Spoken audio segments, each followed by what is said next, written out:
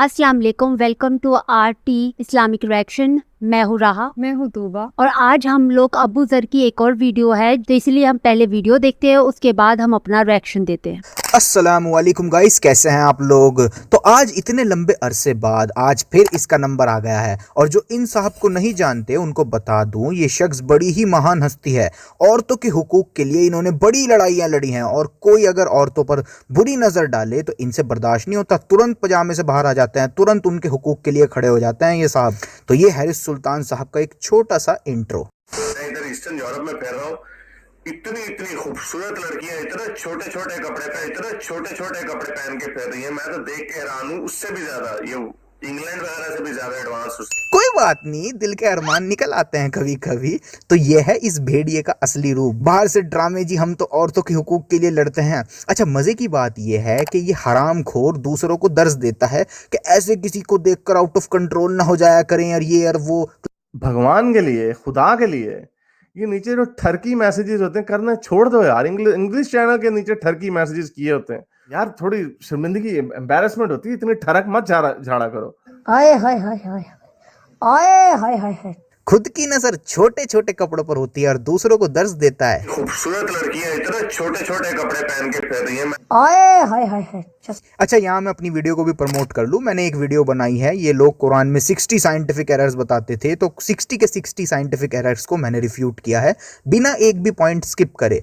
इस वीडियो में इनके तमाम एतराज़ात का जवाब मिल जाएगा, जैसे फ्लैट अर्थ के बारे में, sperm between backbones and ribs के बारे में, फ्लैश आफ्टर बोन्स, इन सब सो कॉल्ड साइंटिफिक एरर्स का सबका आंसर इस वीडियो में मिल जाएगा। तो इस वीडियो की लिंक डिस्क्रिप्शन में एंड आई बटन में मिल जाएगी, वहां से आप देख सकते हैं। अच्छा जी, तो इसकी डिबेट हुई कैसर राजा साहब के साथ। तो इसने दाएं दाएं एक के बाद एक हदीसें फेंकना शुरू कर दी। इस टेक्निक को हम पेपर स्प्रे टेक्निक कहते हैं, कि सामने वाले को इतना ओवरलोड कर दो कि वो रिस्पॉन्स ही ना दे पाए, ताकि बाद में आप अपनी विक्ट्री क्लेम कर सको कि देखो सामने वाले ने मेरे फला पॉइंट का जवाब नहीं दिया। अरे थोड़ी शर्म कर, छोटे छोटे कपड़े, थोड़ी शर्म कर। छोटे छोटे कपड़े। अच्छा, फिर अपने इन घटिया आर्ग्यूमेंट्स को पता नहीं क्या सोच रहा है कि जी मैंने न जाने कौन सी रिसर्च पेश कर दी, कोई मुसलमान जवाब ही नहीं दे सकता इन आर्ग्यूमेंट्स का। इडियट। खैर, तो पहले तो मैं सोच रहा था कि इसने जो जो हदीस इस डिबेट में दिखाई है उसका फुल डिटेल रिप्लाई दूं, लेकिन फिर राजा साहब की ये वीडियो आ गई तो मैंने वो प्लान ड्रॉप कर दिया। मैंने सोचा फिर कभी देखेंगे। अभी लोगों के पास काफ़ी इन्फॉर्मेशन आ गई है इस वीडियो की वजह से प्रोसेस करने के लिए, लेकिन इस छोटे छोटे कपड़े से मज़े तो हम लेंगे, इसके छोटे छोटे कपड़े तो हम फाड़ेंगे। तो सुने ज़रा। मरवी इसने ज़ईफ हदीस कोट किया, मैंने एक ज़ईफ हदीस ने कोट की, मेरा चैलेंज है इसको। मरवी इसने ज़ईफ हदीस कोट किया, मैंने एक ज़ईफ हदीस ने कोट की, मेरा चैलेंज है इसको। आए हाय हाय हाय आए हाय हाय हाय। चैलेंज दे रहा है कि मैंने डिबेट में एक ज़ईफ हदीस कोट नहीं करी। सदके जाऊं तेरे इस कॉन्फिडेंस पर। चल मैं दिखाता हूं तुझको तेरी हैसियत। क्लिप। इनका क्या रवैया था। ये एक सुनन इब्न माजा की सही हदीस है, 1900 हसन हदीस है 1986, और बाकी हदीसें भी हैं जो सही हैं। इसमें एक सहाबी बताता है कि वो रसूल अल्लाह के पास गया, हज़रत उमर के पास गया, रात को उठ गया, उसने देखी आवाज़ें सुनी, तो उसने देखा हज़रत उमर जो हैं, हज़रत उमर जो इनका सहाबा इकराम में बड़ा जलीलुल कदर रुतबा है, वो अपनी बीवी की पिटाई कर रहे थे। अशात ने पूछा ये आप क्या कर रहे हैं। जैसे लोग बीच पिचाव करते हैं, अच्छी बात है, बीच पिचाव कराना चाहिए। तो उसने कहा, हजरत उमर ने बजाय इसके कि रुक जाते, उन्होंने उसको कहा कि मैंने रसूल अल्लाह से सुना है कि अगर कोई खावंद अपनी बीवी को पीट रहा हो तो बीच में नहीं आना। अब इसने सुनन इब्ने माजा 1986 नंबर हदीस दिखाई, जिसमें था कि उमर रजी अल्लाह ताला अन्हु ने अपनी वाइफ को मारा और कहा कि मैंने रसूलुल्लाह सल्लल्लाहु अलैहि वसल्लम से सुना है कि एक मर्द से कभी मत पूछो कि वो अपनी वाइफ को क्यों मारता है। अब ये हदीस एक ज़ईफ हदीस है। इस हदीस में एक नैरेटर हैं अब्दुल रहमान अल मुसली। ये एक अननोन शख्स है, वी डोंट नो कि ये कौन थे, इस वजह से ये हदीस ज़ईफ है। लेकिन फिर सुन्ना.com ने इसको क्यों हसन कहा हुआ है? वेल, इसकी वजह यह है कि सुन्ना.com कोई ऐसी वेबसाइट नहीं है जिस पर आप आंखें बंद करके भरोसा करो।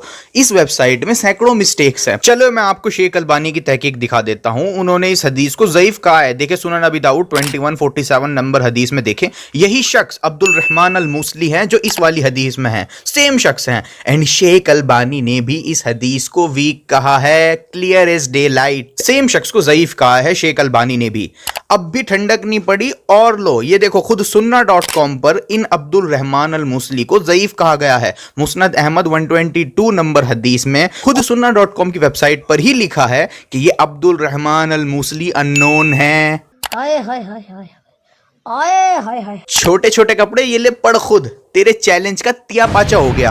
ठीक है, इसके पास कोई जवाब नहीं था, इसकी कोई ट्रेनिंग नहीं है, ना इसको हदीस का पता है, ना इसको तफसीर का पता है, ना इसको इजमा का पता है। ये जाहिल आदमी है ये। तो अगर तेरी इतनी औकात नहीं है कि तू किसी हदीस को चेक कर सके तो भौंकता क्यों है इतने कॉन्फिडेंस के साथ? इसने ज़ईफ हदीस कोट की है, मैंने एक ज़ईफ हदीस में कोट की, मेरा चैलेंज है इसको। अच्छा, फिर से इसने मिशकात अल मसाबी की हदीस दिखाई, ये भी ज़ईफ है।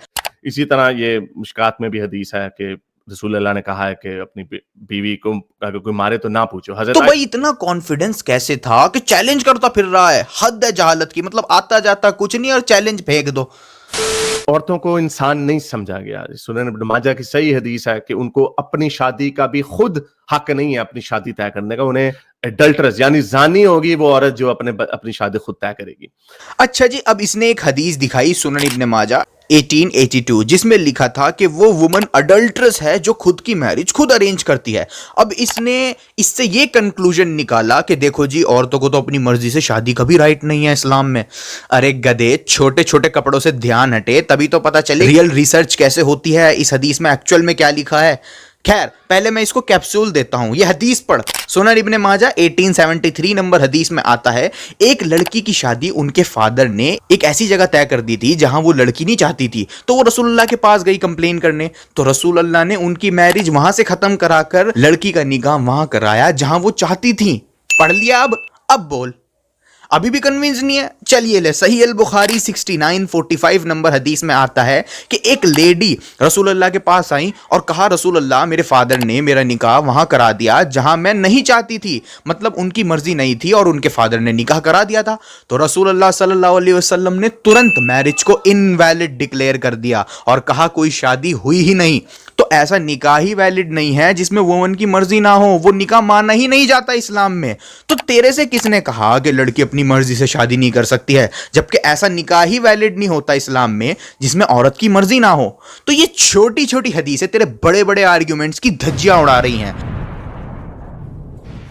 इतने छोटे छोटे कपड़े पहन के फिर रही है। मैं तो इस हदीस से पता चलता है कि गार्जियंस का कंसेंट भी जरूरी है, लेकिन अदर रिपोर्ट्स इस बात को साफ कर देती हैं कि मेन कंसेंट हमेशा लड़की का ही माना जाएगा। ठीक है, अच्छा, अब यहां मैं इस वीडियो का एंड कर देता हूं। मुझे बस इसके कॉन्फिडेंस की धज्जियां उड़ानी थी और ज़ईफ हदीस कोट की है, मैंने एक ज़ईफ हदीस ने कोट की, मेरा चैलेंज है इसको। और वो मैंने कर दिया। अगर ये शख्स मेरी इस वीडियो का रिस्पांस देता है तब मैं इसको तबीयत से इसकी हैसियत दिखाऊंगा इस ग्राउंड में। तो बेचारा अब ये क्या कहेगा, छोटे छोटे कपड़ों के सिवा है क्या इसके पास कहने को अब। लेकिन फिर भी हैरिस, मैं तेरे रिस्पॉन्स का इंतजार करूंगा क्योंकि ये तो सिर्फ एक ट्रेलर था। अब अगर तू मुझे रिस्पॉन्स देता है तब उसके बाद मैं तुझको दिखाऊंगा कि तूने कितनी बड़ी बड़ी बोंगियां मारी हैं और तू कितना घटिया शख्स है। तो हम इंतजार करेंगे आपके रिस्पॉन्स का।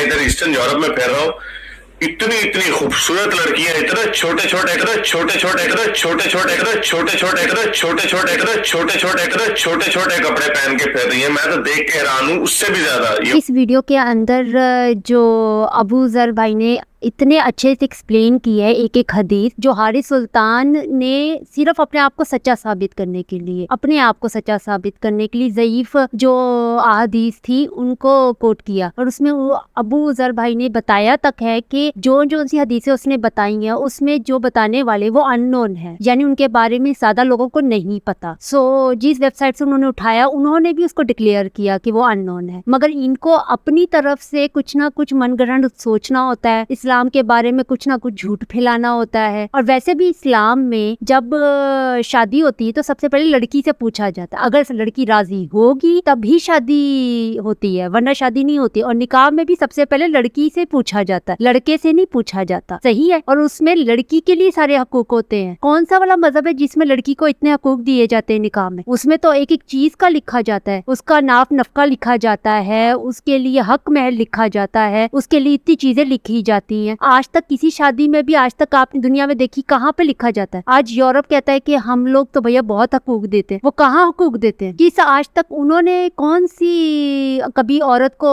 हुक्मरानी दी है? इस्लाम में औरत को इतना अच्छा मुकाम मिला है कि हज़रत खदीजा रज़ी तआला अन्हा, हैं जी, हजरत आयशा, हजरत फातिमा, हजरत ज़ैनब रज़ी तआला अन्हा, इतने नाम है। हमारी औरतों की एग्जाम्पल्स दी जाती हैं कि कितनी अच्छी हजरत खदीजातुल कुबरा इतनी अच्छी बिजनेस वुमन थी, इतने पैसे वाली। ये होता है, उन्होंने प्रपोजल भेजा था हुजूर सल्लल्लाहु अलैहि वसल्लम को, फिर उन्होंने एक्सेप्ट किया था। औरत के कंसेंट नहीं लिया जाता। औरतों को बहुत हकूक दिए गए इस्लाम में, मगर समझने वालों के लिए है, जाहिलों के लिए नहीं है। अगर अंधे बन के भागते रहोगे तो कहीं नहीं पहुंचोगे, वहीं के वहीं खड़े रहोगे कि वहीं पे भागते रहो कोई रास्ता ना मिले। जिंदगी गुजारने का एक एक रूल बताया गया है कुरान पाक में, हदीस में। अगर कोई चाहे तो उसे देखे, पढ़े, रिसर्च करे, फिर तो इस हिसाब से जिन लोगों ने इस्लाम कबूल किया, जैसे कि एंड्रू ट्रेट, परम, रिएक्शन कुड़ी, इतने लोगों ने इस्लाम कबूल, उनसे ही पूछ लेना था।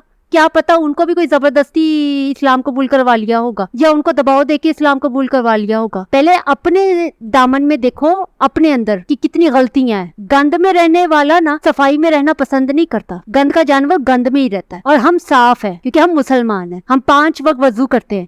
सफाई नीफ से ईमान है। इसीलिए पहले पढ़ो फिर जानो, और किसी को बोलने से पहले। बहुत ही अच्छा बयान किया। और ये बात सच है कि इस गलीज इंसान की सोच भी गलीज ही थी। कहते हैं ना, कहीं अकल ही सब कुछ नहीं होती है, और इस इंसान के पास अकल छोड़े कुछ भी नहीं था सिवाय एक खाली बर्तन के, जिसके अंदर चंद, कहते हैं ना, वो पत्थर डाल दो तो वो आवाज़ करता रहता है, वैसे इसका दिमाग था और बेइंतहा उसमें से आवाज़ निकल रही थी। खाली दिमाग भी है, ऊपर से कुछ चीज़ें अपने दिमाग में भर ली हैं, और आया है कि मैं बहुत ही अच्छा बनूँ। इसी के साथ आप हमारे चैनल को लाइक करें, शेयर करें और सब्सक्राइब करें, और अपने घर वालों के साथ, अपने प्यारों के साथ हमारे चैनल को शेयर कीजिए, और अपना बहुत ज़्यादा ख्याल रखिएगा आप सब।